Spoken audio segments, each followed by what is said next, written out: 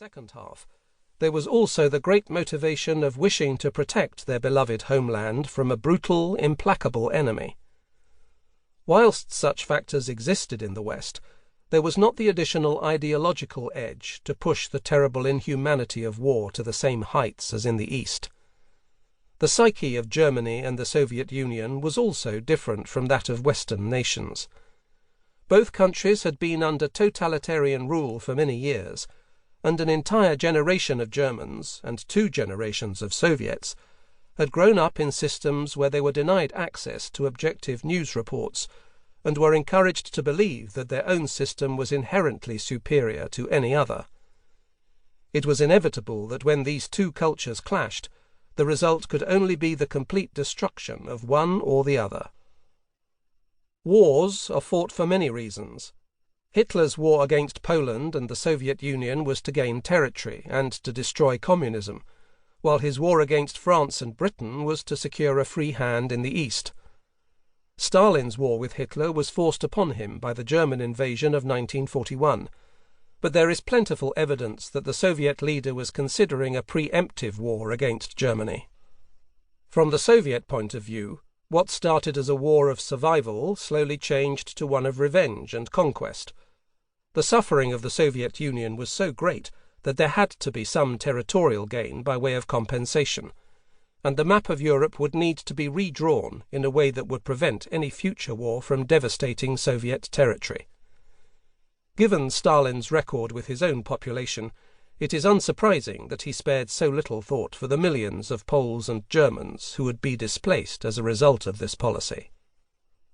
The victims of this final phase of the war in the East were the civilians of East and West Prussia, who faced a terrible ordeal either during their attempted flight in the middle of winter or at the hands of the conquering Red Army. Whilst some of them may have been ardent Nazis, and many may have voted for the National Socialists in pre-war Germany, it would be wrong to place all of the blame for Nazi Germany's crimes at their door. They were no more guilty than the Japanese civilians who endured American air raids on Tokyo, or the atomic bombs on Hiroshima and Nagasaki. The soldiers who fought for the Wehrmacht and the Red Army witnessed and in many cases carried out terrible acts of violence. Determining guilt amongst them is just as difficult an issue. Those of us fortunate to grow up in democracies, with free access to information and the right to speak our minds, and constantly encouraged to question our political leaders, sometimes underestimate how tightly Germany and the Soviet Union conditioned their citizens during the 1930s. We also forget that while we condemn the racism that formed such a major part of National Socialist ideology, this was an era in which the US Army was still segregated, and the British Empire denied self-determination to much of the non-white world. The justice that followed the end of the war has been criticized as victor's justice. Many Germans were punished for the crimes they had committed, but many more guilty parties escaped.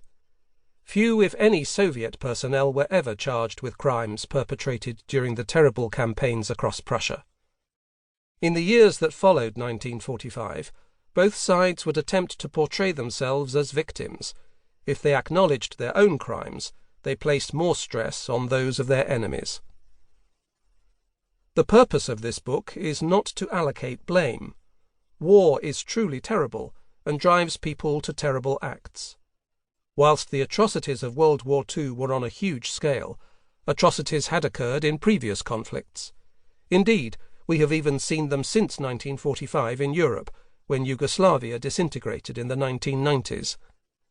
The aim of this book is simply to describe what happened when the Red Army reached German territory and the desperate battles that followed. The consequences of these campaigns defined the shape of the post-war map of northeast Europe, the full significance of which has only become clear since the fall of the Iron Curtain. Introduction. The Slavs and the Teutons. Poland shall be treated as a colony. The Poles shall be the slaves of the greater German world empire. Hans Frank. In 1934, Gretel Dost was a young child living in the village of Friedrichstein, near Königsberg.